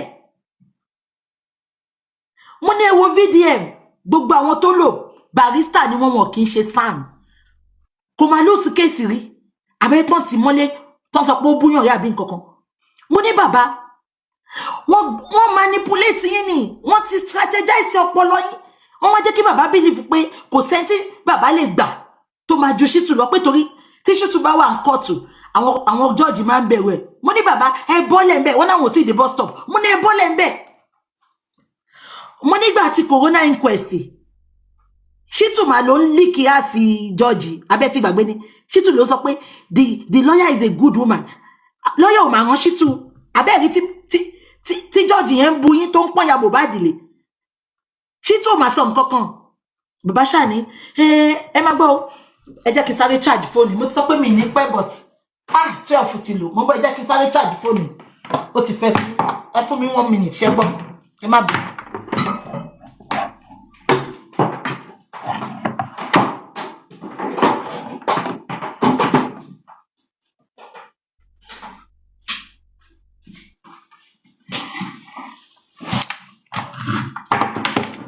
Ẹ má bínú ẹjọ́ máa ṣe ń sìn a máa sọ̀rọ̀ lọ. So mo wá sọ pé bàbá okay kí lẹ fẹ́ because mo rí pé ṣé rí ìgbà tí bàbá ti sọ pé mi lè fi Shittu lẹ̀ yẹn mo kàn wò pé no okay it's not a do or die game and Jehovah sees my heart. Mo sọ fún yín every time kàkà kí mi make owó lórí justice for Mohbad o èmi gan mo tún náwó mi. Mo mọ iye tó ti bọ́ lára mi láti gbà tá ti ń ṣe justice. Ṣé ká dáwó ni àbí I don't want to talk too much kó má dàbí pé ta ló wọ́n ṣe but èmi ni mo fara gba a lot nínú justice tí mo dẹ̀ complain for anybody. So gbà tí mo rí pé bàbá ti sọ pé ẹjọ́ mi lè Shittu o mi lè òun ló máa ṣe gbogbo ẹ o ẹ mọ nǹkan tí mo dẹ̀ ṣe lẹ́sẹ̀kẹsẹ̀. Mo ní bàbá kí lẹ fencing kí n jọ kí n bá wọn gba Shittu bẹ́ẹ̀ ni kí n bá wọn gba Shittu bẹ́ẹ̀ ni kí n dẹ̀ má update fún Shittu mọ́. Mo ní ṣe nǹkan tẹ́ fẹ́ nìyẹn. Mo ní mo ti gbọ́. Kí ni káwọn ṣe ń sìn mo ní ẹ jáde kẹ́ lọ sọ fáwọn èèyàn pé Shittu lẹ́fẹ̀ àbí ìtọ́yẹ̀ mo ṣe ń wo gbogbo yín tẹ́ sọ pé bàbá ti jáde fún ọ sọ fẹ́mi kan tó jáde èmi mo ní kán jáde kán lọ sọ fáwọn èèyàn àbí ẹ kò lè sọ pé Shittu lẹ́fẹ̀ kẹ́ máa sọ lábẹ́ ẹ lọ sọ fún gbogbo èèyàn kí n dẹ ìjọ yẹn tó ti sọ pé Shittu lọ wọ́n fẹ́ níwájú Ọlọ́run àtẹnìyàn mi fi ṣe jà àjọ rẹ́rìn gan mo kàn ti decide inú mi pé alátiṣe ló mà ti ṣe ara ẹ̀ mo kàn ti decide pé I will not come out of justice I will just sit back and tán bá wá tẹ́ tán màá wá ní ṣèbí mo ti sọ fún yín ṣé ń gbọ́ èmi gangan tẹ́ bá sọ pé mo parọ́ màá screenshot call àti time kẹ́ wá wo time tí bàbá jáde èmi gangan mo ní bàbá ẹni Shittu lẹ́fẹ́ àbí ẹ lọ sọ fún public ṣé kò wá ní dàbí pé àwọn counter nǹkan tí mo sọ mo ní bàbá no ẹ má worry mo ní ṣèbí èmi ni máa gba bullet yẹn ẹ lọ sọ ẹ kàn lè sọ fún mi pé ẹ fẹ́ Shittu because mo ti sọ pé Shittu kò dá so tẹ́ bá kàn dákẹ́ àwọn èèyàn ti mọ̀ pé Shittu ò dá ẹ̀yin ẹ lọ sọ tẹ́ bá ní mo parọ́ I will put out the dates I will screenshot every damn thing ẹ̀yin wèrè ní bàbá ti bu bàbá ti ṣe he told me and I told him to go wọ́n tún bí mi gan wọ́n ní ṣe mo sure mo ní bàbá ẹ lọ mo and funny enough wọ́n sọ̀rọ̀ kan tó dẹ̀ ń pa mí lẹ́rìn mi dẹ̀ rí as anything I swear to God ìgbà tí gbogbo wọn pè mí bàbá ti jáde bàbá wa béèrè wọ́n ní ṣé kí n jáde ń sìn mo ní lẹ́sẹ̀kẹsẹ̀ mo ní bọ̀dá Múyìwá ẹ kọ nǹkan tán máa sọ fún wọn kán má bàa gbàgbé bọ̀dá Múyìwá náà wọ́n máa text wọn tán bá ní mo parọ́ ẹni kọ́ta kò mí ẹ wá ní BJ máa bínú wọ́n ti lé BJ àbólórí burúkú nìyí ni a ní kò sẹ́ni tó lè lé mi kò sẹ́ni tó lè lé mi tí n bá ti sòótọ́ tẹ́ ẹ̀ gbọ́ máa wò yín tó bá dẹ̀ come back negative máa sọ pé ṣèbí mo sọ dùn ẹ jẹ́ ká wò báyìí ìgbà tí mo sọ pé wọ́n ti ṣe DNA lẹ́ẹ̀mejì gbogbo yín ṣàn sọ pé mo parọ́ ni many of you trust me now until ìgbà tí video mi gbé evidence síta ẹ bá mi mú nǹkan kan tí mo ti sọ tí ò wá come to pass mi ní purọ́ mọ́yàn mi ìdẹ̀ ní sọ pé èèyàn tó ń ṣe dáadáa ò ṣe dáadáa èmi ṣẹ́gẹ́jọ́ yẹn tí mo ti rí pé bàbá wọ́n ti configure brain wọn mo kàn sún mẹ́yìn ni mo dẹ̀ ní kọ́ lọ sọ fún public ṣé ń gbọ́ bàbá tẹ̀ bọ́ta ṣe ìgbà tí bàbá bọ́ta mi wo ṣùgbọ́n láwọn èèyàn wọ́n ní bàbá ògbéyàn kọ́kọ́ gùnkè bíbélì ní tí wọ́n bá ṣe rere ara kí ó ra ya o wáyé tí bàbá ò ṣe gbéyàn kùkè bàbá ò fẹ́ jẹ́ kéèyàn challenge decision yẹn ṣé ń gbọ́ mi after tí bàbá ṣetán ẹ mọ̀ pé mi ò kí ń wo chat wọ́n ní Mommy Rich Grace bọ́ wọ́n ní kẹ́ tó sọ̀rọ̀ kan bíbélì sọ pé Jésù sọ pé ó ṣàdí Mommy Rich Grace jáde èmi tí ẹ mọ̀ pé bàbá jáde Ọlọ́run tí ẹ ló ní mo mọ̀ tí bàbá bá lóhun ò fi Ṣítù lẹ̀ kò filẹ̀ náà nìyẹn I stand with Ṣítù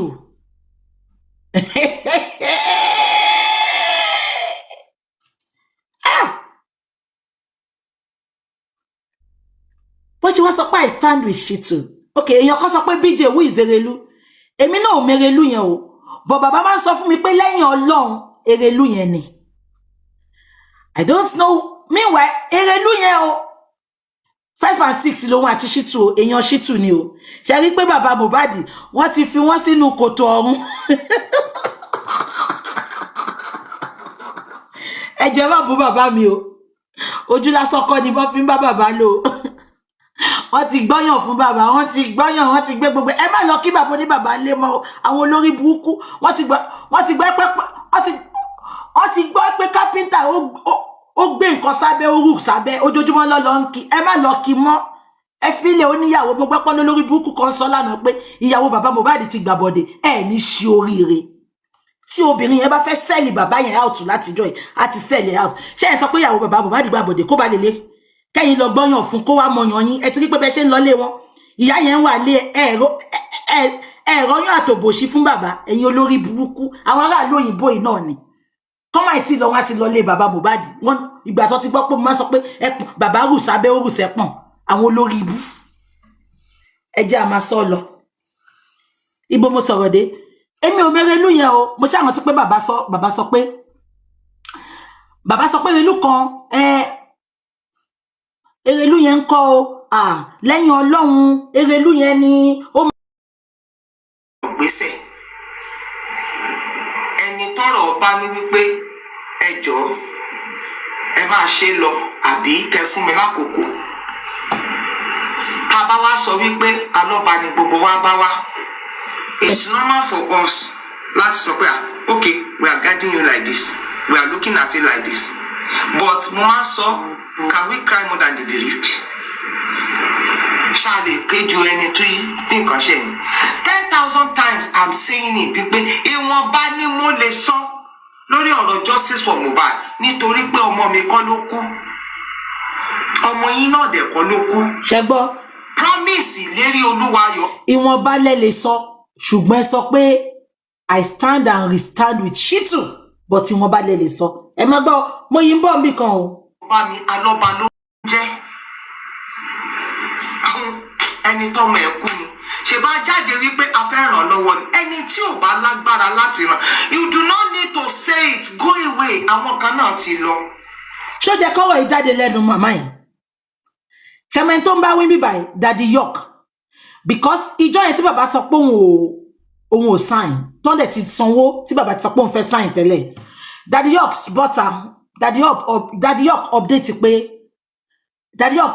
àwọn ò ṣe justice mọ́ ṣé ń gbọ́ mi àwọn ló ń bá wí bíbá pé ẹni tí ò bá ṣe mọ́ kó máa lọ but Mommy Rich Grace gbàgbé pé within 2 days over 20 million lọ dá lórí platform gbogbo àwọn tó ń support bàbá àwọn Tóyìn ni o àwọn Daddy York Vengeance Mommy Yetunde every of àwọn tó ṣe critical thinkers àtàwọn tí ò jẹ́ critical thinkers because bó ṣe ń dáwọ́ yẹn Daddy York ń send ẹ̀ sí mi 6 àtúntìríye báyìí 6 àtúntìríye báyìí and everything is in the open wọ́n dẹ̀ ní kó má send owó sí bàbá Mohbad mọ́ pé tí bàbá bá ti nídìí owó wọ́n yan àwọn èèyàn bí méjì mẹ́ta pé kó máa fún ní iye tó bá fẹ́ because wọ́n ti mismanage owó in the past abẹ́ ẹ̀gbọ́n mi ẹgbọ́n nǹkan tí Mommy Rich Grace ń sọ ẹ̀dẹ̀ pera yín ní èèyàn Ọlọ́run ẹni tó bá ṣe mọ́ kan máa lọ kò nídìí kan máa sọ ṣó lè jẹ́ Mommy Rich Grace ló kó 3 million sílẹ̀ lẹ́yìn tí bàbá sọ pé ó máa sign kẹ́ni kan máa lọ just because you want to support Shitu to the end ẹ fẹ́ yẹ ká ṣírí tú ẹ máa gbọ́ lọ. You don't need to. Àwọn kan ti lọ wọ́n ti sọ 10,000 times wípé ó rọrùn fún yín láti sinmi torí ojú ogun la wà. Àwọn 600 men ló bá David dé Ziklag. Only 400 followed nígbà tí David ń sá lọ pẹ̀lú tán ni wọ́n fẹ́ lọ recover. 200 tó kù they stay back because they are tired already. But when they brought the spoil, David said, we will share it together. Ó ní lórí òjò rí ni torí pé gbogbo wa ẹ̀kan náà ni. Gbogbo ẹ̀yin tẹ́ ti ṣiṣẹ́ wọ̀nyí bó ní ìrèfín yín bá lẹ́yìn òfin gbá mọ́ ìyí tẹ́ ti fi gan ti wà pa ẹ ti gbìyànjú. And in this journey tá a sọ wípé ogun là ń jà it's a warfare it's a regiment. Ẹ̀yin lẹ ń ṣe lọ́wọ́ báyìí. Your regiment is moving. If your regiment moves forward, tẹ́ ẹ bá fẹ́ lọ mọ́, God will bring another. Ṣẹ́gbọ́, tẹ́ ẹ bá fẹ́ lọ mọ́, God will bring another people. Ẹ jọ ṣe nǹkan tó yẹ kó jábọ́ lẹ́nu wọn ni tí ò bá ṣe páwọn ló ń support gbogbo kìíní. Tẹ́dẹ̀ mọ̀ pé kò ń ṣe signature tó fẹ́ fi gba royalty lọ́wọ́ Naira Marley lọ ní consign. Just because you don't want people to know that Shitu is not working. You still want to deceive the public. Ẹ máa gbọ́ lọ. Láwọn tó dá mi ìsìrègùn ẹjọ́ but everybody tó dá 1 penny ìṣẹ̀lẹ̀ ṣe. Ṣé gbogbo yóò ní nǹkan tẹ́ fẹ́ fowó ṣe ni? Kẹ́n tó súnmọ́ bàbá àti sànù jù kan wá bọ́ta ìjọ́ wo lẹ́rí tí mo rí dínkù ẹ̀yin tẹ́ ń dáwó rí ìjọ́ wo lẹ́rí tí mo rí dínkù ẹ̀yin fans àti followers bàbá rí tí n bá ṣọ̀rọ̀ sọ́ngbà mi gan ẹsẹ̀kẹsẹ̀ ní máa ní ẹ má bínú kéèyàn wá jáde kó máa sílé ẹ̀dẹ̀ pera yín léèyàn Ọlọ́run ẹ̀yin gan ló jẹ́ kẹ́ pẹ̀tù sí wọn nínú tó bá ti rí pé bàbá ti sọ fún yín pé òun ò ní sáìn tí Shitu ti sọ pé lọ bá mi bá wọn jà má jẹ́ kán sáìn ni àgbàlagbà níyìn náà ó jẹ́ kẹ́ mọ̀ bẹ́ ṣe máa sọ ṣe bóun ni mo sọ fún yín yẹn sì pé bàbá sọ fún mi pé òun fẹ́ lọ ṣe ṣó mo ní kó lọ ṣe bàbá ti bú gbogbo wọn ń bú mi kiri ṣe bó jẹ́ kí n bọ́ta kí n sọ yamayama pé fọ́kọ̀ fẹ́ mi sọ bí ṣe ń wò ni ẹ wo bẹ́ ṣe wá tẹ àwọn pípù yìí lójú mọ́lẹ̀ Mommy Rich Grace ẹ lè dá ṣe èmi gan ò lè dá ṣe ẹni kan máa lọ ṣáwọn ìyá Erelu lẹ fẹ́ gbé wá bẹ̀ ni àbáwọn tó fẹ́ gba visa fún yín Mommy Rich Grace ẹ má gbàgbé pọ́n tí náà máa bá yín mọ́mọ́ yín wá sílùú òyìnbó ẹ̀yin náà dẹ̀ lọ gba visa UK wọn ò fún yín ni o ṣèbọn fún yín gbogbo yẹn wọ́n fi ṣọ́ọ̀kì ẹnu yín ni ẹ lè bọ́ta kẹ́ ní mò ń parọ́ o ẹ̀dẹ̀ náà ti compromise ẹ ti gbàgbé pé inú gúùpù tẹwà ẹ sọ categorically báyìí fún wọn ni pé tó anybody bá fún mi lówó màá gbà á ẹ bọ́ta kẹ́lẹ́ sọ bẹ́ẹ̀ ẹ bọ́ta kẹ́lẹ́ sọ bẹ́ẹ̀ tó anybody bá fún mi lówó màá gbà á.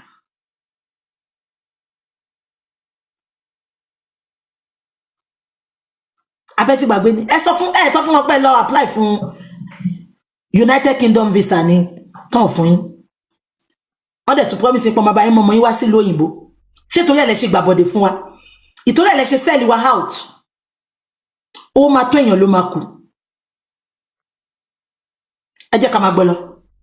It's 100%. Even in me, tí gbogbo yín because the way people are calling me as if we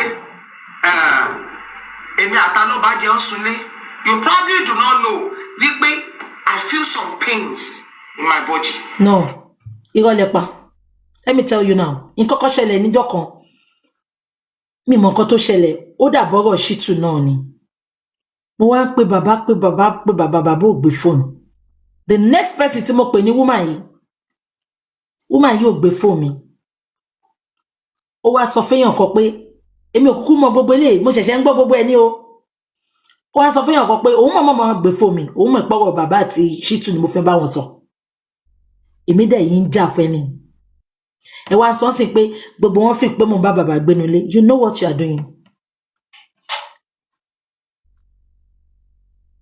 bí wọ́n ṣe fi King White ṣe àlébù ya Mohbad àti àdúrà bọ́n ṣe fi yín ṣọ́ọ̀kì bàbá Mohbad nìyẹn wọ́n ṣe fi yín gáàgì ẹ̀ nìyẹn Mummy Rich Grace mi lẹ́yìn lẹ́yìn bàbá Mohbad but tẹ́ bá da bàbá yẹn tẹ́ bá gbowó gbogbo nǹkan tó ṣẹlẹ̀ sí bàbá Mohbad á ṣẹlẹ̀ sí kò ń ṣèpè gbogbo àyìn tẹ́ bá gbowó lọ́wọ́ ẹ̀kẹ́ ló dá padà tẹ́ bá gbà padà háhá yín lọ fún she's a manipulator ẹ lọ béèrè àwọn tọ́jọ́ ń gbàdúrà tẹ́lẹ̀ gbogbo wọn jàpá ni ẹni kí ló ṣẹlẹ̀ tí gbogbo àwọn tọ́jọ́ ń gbàdúrà fi já wọn sílẹ̀ because all of them saw that she's not clean again ó ti gbà bọ̀dé bí ọdún tí gbogbo wa ń gbé ṣépè ẹni kí Mummy Rich Grace bọ́ta ṣe bí ọdún ò fún wọn lówó bí ọdún olórí burúkú yẹn ṣe bí ọdún ò fún wọn lówó ta lèèyàn fẹ́ trust ná ta lèèyàn fẹ́ trust ẹ jẹ́ ká máa gbọ́ lọ kí n tó bọ́ọ̀sì bọ́ọ̀bù yẹn. I feel pains in my body. Ìgbà míì ṣé gbogbo comments ló wà favourable ni àbí ṣé ọmọ mi kò wà lórí internet àwọn àbúrò mi ò sí ńbẹ̀ àbọ́kọ mi ò sí ńbẹ̀ don't they see comments. Mummy Rich Grace ẹ bọ́ta lọ́sàn-án ẹ ń ṣe pity party ẹ sọ pé ẹ̀mẹ́rẹ́lú pérélú yẹn náà èèyàn burúkú ni ẹ̀mẹ́rẹ́lú náà ẹ̀mẹ́rẹ́lú sọ̀rọ̀ ẹ ṣe conference call lánàá ẹ jẹ́ kí n sọ nǹkan tó ṣẹlẹ̀ fún yín ṣé mọ nǹkan tó ní kí bàbá sáyìn tí bàbá ò sáyìn wọ́n wá ṣe conference call Erelu ti sọ fún Mummy Rich Grace nǹkan tó máa sọ nínú conference call yẹn èmi ò sí ńbẹ̀ o ẹ jẹ́ kí n sọ fún gbogbo yín bẹ́ẹ̀ ṣe ń yọ sólẹ̀ mo ṣe ń yọ gbọ́ o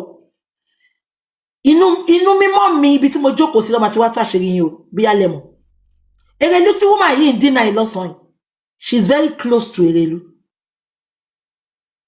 ẹ mọ condition tó gbá àwọn critical think ẹ̀yin critical think àti gan disappoint me you all mo sorry ó dàbẹ̀ ń ṣe bí coward báwo lèèyàn ṣe máa pè yín tó máa fún yín condition tẹ́ ẹ̀ ní kan f off ẹ máa gbọ́ wọ́n bá ṣe conference call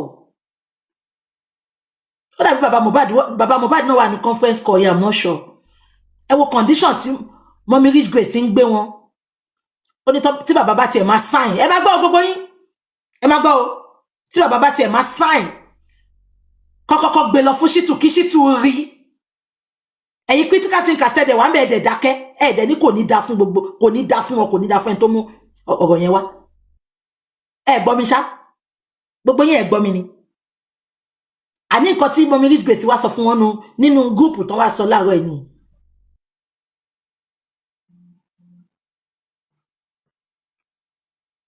ẹ lè imagine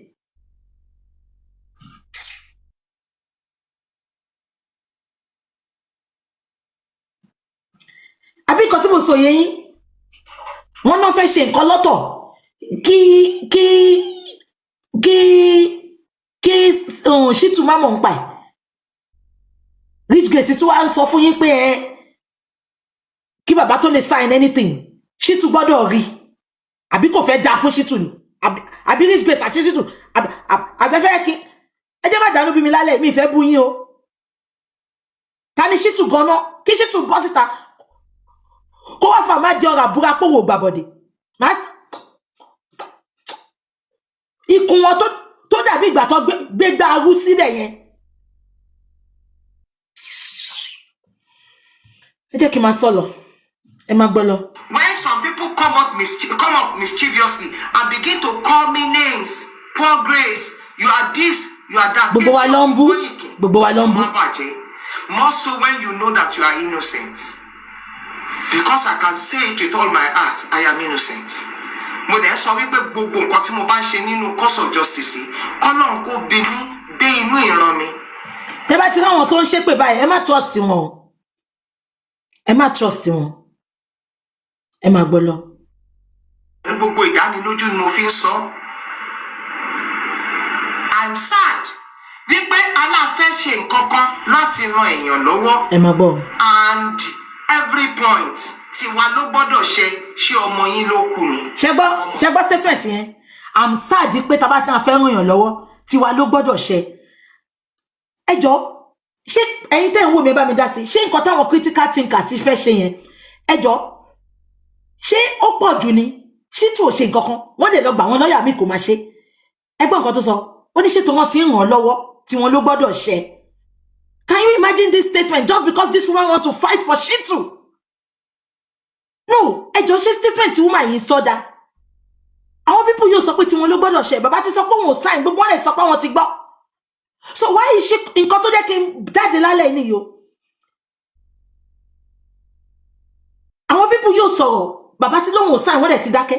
Why did she come out and rubbish them again? Why did she want to manipulate the public as if ipa àwọn critical thinkers ò dá? Ìgbà tí mo wo fídíò ìlànà mo sọ fẹ́yàn kan mo ní tó wáyé pé mi ìmọ̀ nǹkan tó ń ṣẹlẹ̀ ni èmi gan máa gbé àwọn critical thinkers ṣépè màá náà fẹ́ máa control bàbá yẹn because with this woman's video and you know that is not what happened. Ẹ máa gbọ́ lọ. Ìlú kù ni. Ìkan nínú orin Alọ́ba ó nígbà tọ́mọ ń wà láyé ó ní Alọ́ba ló ń jẹ́ ó nígbà tó dẹ̀ tún kó tán náà Alọ́ba ló ń jẹ́. Tó bá ti wá ń di wípé ká máa dé kòríta ibì kan nǹkan kan ṣàṣẹlẹ̀ mo fẹ́ pé kẹ́ ẹ understand wípé we are at a battlefield we are on a battlefield ojú ogun la wà. Lójú ogun a kì í ṣe ọ̀rẹ́ ara wa ìgbà tá a bá borí ogun. Ṣé ń gbọ́ lójú ogun a kì í ṣọ̀rẹ́ ara wa láàrin àwa ara wa táwọn justice àbẹ́ ẹ̀gbọ́n kan tí wọ́n máa ń sọ ni mo mọ̀ pé mi náà máa ń sọ kíní ẹ̀bọ̀ kíní máa ń sọ fáwọn anti-justice mi lè bá wọn ṣọ̀rẹ́ because àìwà lójú ogun kò ń ṣàwọn tájọ́ ń da the same cause àbẹ́ ẹ̀gbọ́n mi ni a kì í ṣọ̀rẹ́ ara wa lórí pé àwọn critical thinkers fẹ́ gba solicitor òun lẹ̀ kì í ṣọ̀rẹ́ ara yín just because you want to support Shittu lẹ̀ kì í ṣọ̀rẹ́ ẹ bá mi bí woman yìí ṣe báwọn náà wà ní critical thinkers bọ́ọ̀ dẹ̀ síbẹ̀ wọ́n mọ̀ nípa critical thinkers thank you she's a narcissist this is what they do they manipulate this is a game so etí mi kún lánàá mo ń sunkún báyìí ni pé mo dẹ̀ gbé gbogbo ìgbẹ́kẹ̀lé mi sórí woman yìí ṣá nǹkan tẹ́tí ìgbọ́ mi gbọ́dọ̀ máa sọ. So ìsìnlẹ̀ kì í ṣọ̀rẹ́ critical thinkers just because you want to support Shittu tẹ́ mọ̀ lánàá àwa máa láwọn yín lọ bẹ̀ mọ́ mi Rich Grace máa mọ́ Shittu àwa máa láwọn yín lọ síbẹ̀ àwa máa yẹn ní kẹ́ lọ ṣe aṣojú wa ń bẹ̀ ẹ̀dẹ̀ tí yá gbàbọ̀dẹ̀ lórí mọ́tò tó rà fún yín àbọ̀mọ́ yín tó fẹ́ bá yín mú lọ sílùú òyìnbó ẹ jẹ́ ká ṣe nǹkan tó yọ ọjọ́ ọ̀la ẹ jẹ́ ká ṣe nǹkan ìlú lówó owó máa tó èèyàn ló máa kú ẹ jẹ́ ká máa gbọ́ lọ. Ìgbà yẹn la máa wá ké hallelujah ká máa sọ pé a fi dá wa lélẹ̀. I look at some people ẹ mà lẹ́ help Alọ́ba wọ́n á sọ̀rọ̀ sí játijàti ẹ̀mí mi á gbọ̀n pé. Who are the people? Please let her mention name. Ta làwọn tó máa ń sọ̀rọ̀ sí bàbá because I have never for once insulted that man. Ìjọ́ tí mo ṣe show fún bàbá ibi ni mo ti ṣe mo mi rí Grace ṣé yẹn àtàwọn èèyàn kan lè máa ń bú bàbá nu group ni because àwọn ò gbọ́ pé èèyàn kankan insult abẹ́ gbọ́ ó ní wọ́n á mú bàbá Lọ́ba wọ́n á sọ̀rọ̀ sí jákàjàká abẹ́ gbọ́ àwọn wo ló ń ṣe bẹ́ẹ̀ mọ game tí woman yìí ń try láti play ó ń try láti sọ fún ẹ̀yin public pé wọ́n máa sọ̀rọ̀ sí bàbá ìtorí pọ́n fún lówó ìtorí pọ́n dáwó justice fún àwọn critical thinkers ló ń bá wí yẹn o ìgbà tẹ́yìn ṣéyàn lè insult bàbá lójú mi ṣá ẹsẹ̀kẹsẹ̀ ní máa dá padà fún àwọn wo ló insult bàbá ẹ sọ èmi ò ṣáà like àwọn half bake ọ̀rọ̀ báyìí ẹ jẹ́ ká máa gbọ́ lọ. Before I do not count not that I am lazy no gbogbo I have read the Bible enough to know àtọlọ́rọ̀ àtẹni òní gbogbo owó kùnjọ kan. Ó ti di dandan. That is number one peace of mind. Àti ọlọ́rọ̀ àtẹni gbogbo okay Abíọ́lá tó kú sí ó ti kó gbogbo ọ̀rọ̀ ẹ̀ lọ àbí ọ̀rọ̀ ẹ̀yẹn ló lọ fi justify. ẹni tó bá ti kú iṣẹ́ ọwọ́ ẹ̀ ni kó lọ máa fi jíyìn nǹkan tó bá ṣe. But it is in this cause of justice for Mohbad mo mọ̀ pé wow nǹkan burúkú nìṣẹ́. Ṣeun náà sọ náà Ṣeun Kuti ó ní in this Mohbad's father matter ó ní poverty is playing a mighty role. Àti pé ẹjọ́ tó bá wá tiẹ̀ wá ní gbogbo owó ayé ìgànnà lóòótọ́ náà tó bá ní àwọn alágbára bíi tiẹ̀ wọ́n á ti wá. I remember the year that Cynthia Osokogu died. One young lady like this that came in from Abuja. They called her, there is some stuff in Lagos at first time that she can come and buy. She met those guys online. Over Wasi first time. Those people, they brutalized her. They did everything. Eventually. Do you know that in less than 3 weeks, they fish out the killers? Now, that is the end of that thing, yeah? Sherry, ṣé mo bi tó ti shock mi jù láyé. Mommy Rich Grace. Nǹkan kan ni mo need lọ́wọ́ yín lálẹ́. If you can do it for me, even tẹ́ bá ṣe gbogbo ẹ̀yin tẹ́ ń wò mí. Gbogbo nǹkan tẹ́ bá lè ṣe. Ẹ máa gbé ẹni tó bá dalẹ̀ nínú justice yìí ṣépè. Ṣé kí n shock yín tó finally. Mommy Rich Grace. Wiki tí mo bẹ̀rẹ̀ sí ní update fún Shitu. You confided in somebody. Somebody has a confidant. Mo sọ fún yín pé bẹ́ ṣe yọ so ni mama ṣe yọ gbọ́. Gbogbo yẹn máa gbọ́. Mommy Rich Grace said, and I quote, only between myself and you. Èmi gangan mọ̀ pé Shitu ò ṣe nǹkan kan. Fáìlì bàbá lọ́ba ó ń jù sẹ́gbẹ́ kan ni. But I will still stand with Shitu. Ibi tínú ti bí. Tẹ́ bá ní ẹ sọ bẹ́ẹ̀. Ẹ kọ́kọ́ bọ́ta kẹ́tẹ̀ wá sọ pé ẹ sọ bẹ́ẹ̀. Ẹ kọ́kọ́ bọ́ta. Bí ṣe gbọ́ yẹn lánàá báyìí, mo ní what? Ó ní fáìlì bàbá lọ́ba. Ó ní Shitu jù sẹ́gbẹ́ kan ni. Ó ní Shitu ò ṣe nǹkan kan. Ẹni mo parọ́ ẹbọ. Ṣé wá ní nǹkan tó dùn mí jù? Ìgbà tí woman yẹn wá sọ pé I stand with Shitu is either Shitu or nobody. Mo ní kí lè téèyàn wicked by. You know Shitu is not doing anything. And you are coming out to tell the public it's either Shitu or nobody. Won't betray all of you. Ìkànnì. Ẹ ti sọ now. And then we cannot cry more than the belief. Unfortunately, Baba Mohbad ò rí nǹkankan. He has been brainwashed. He has been manipulated. Until configure brain ni wọn. You said it. She said it. Yes. Ẹni kò sọ pé mo sọ kí wá dá ọkọ ẹni tó ní ó sọ. She thought she was confiding in that person. Olóhun gan mọ̀ pé Shitu ò ṣe nǹkankan. Fáìlì alọ́ba ó ń jù sẹ́gbẹ́ kan ni. But I still stand and we stand with Shitu. Yes. Mo sunkún lánàá ni. You all don't know what I'm going through. Kò ṣọmọ mi lóòótọ́ mi ìdẹ̀ gẹ́ẹ̀nì kankan bẹ́ẹ̀. Tí ò bá ṣọ lọ́hùn àtàwa díẹ̀díẹ̀ kan. Justice for Mohbad láti dóhun gbàgbé.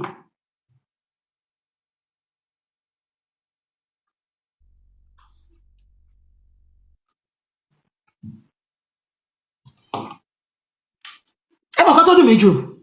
Come out and come out clean. Nǹkan tí mo sọ pé nǹkan méjì ni. Is that àkóyọ pé ó ń jẹ́ṣẹ́ Shitu àbí wọ́n ti kówó fún. Ó sọ statement kan bẹ́ẹ̀. She said, and I quote, ẹ bá mi wá show yẹn tẹ́ bá rí kẹ́ cut ẹ̀ fún mi. Ó ní lọ́yà Wùnmí wá ń bẹ̀bẹ̀ lẹ́yìn. Ó ní ṣùgbọ́n Wùnmí ń ṣe nǹkan míì níta. Báwo ni Rich Grace ṣe mọ̀ pé lọ́yà Wùnmí ń bẹ̀bẹ̀ nípa DNA lẹ́yìn? Ẹ sọ fún mi. Shitu ló sọ fún ni. Welcome back. That is really like explosive. It is unbelievable. This journey of justice for Mohbad, it has really like exposed the manipulation, wickedness of human beings.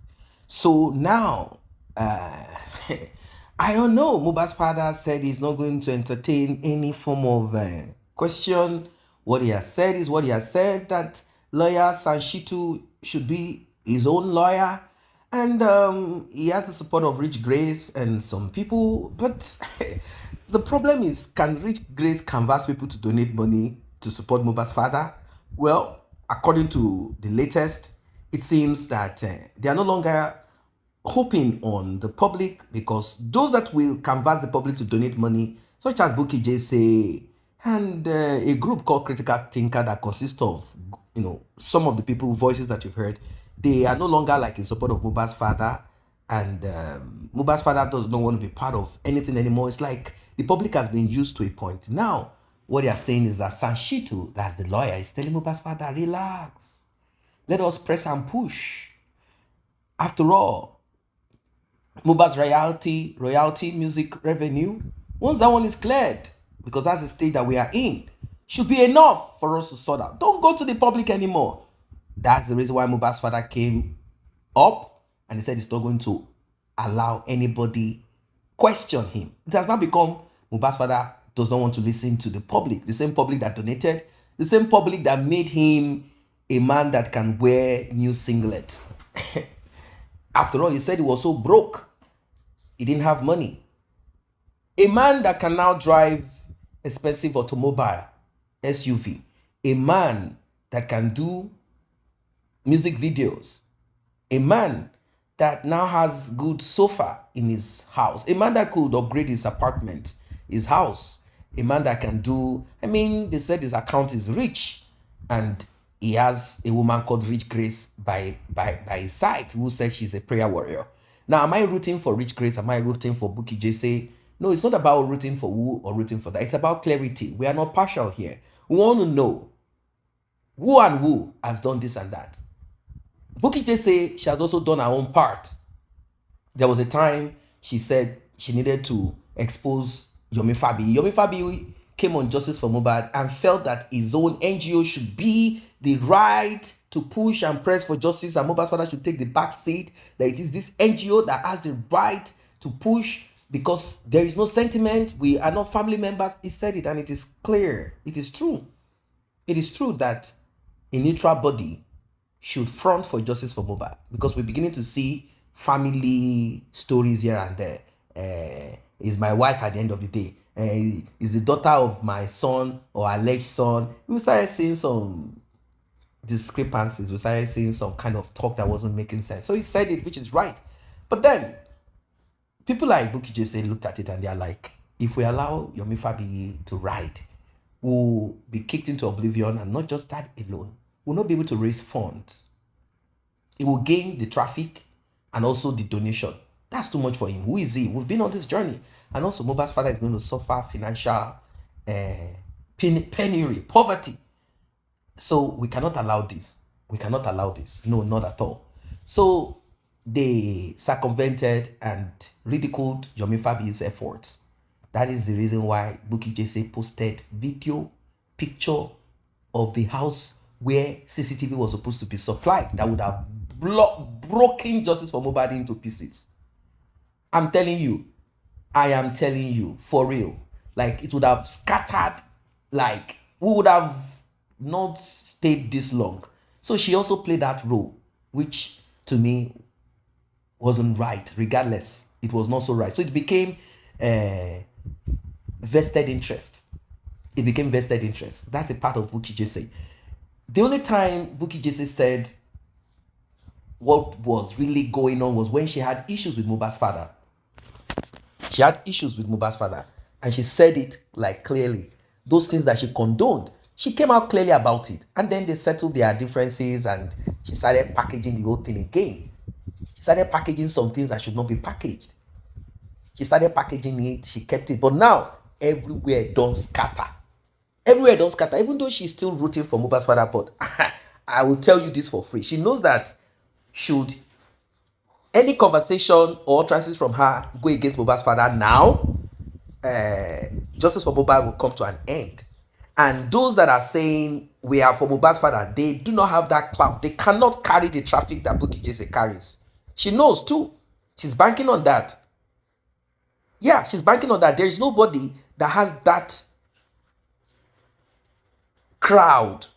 Or, I'm talking of people who have been with her long time. Those are the people who are connected to her, and being that she's in the diaspora. Not like some people who are also spokesperson for Justice for Mohbad are not in the diaspora. But they've not created a niche for themselves on social media.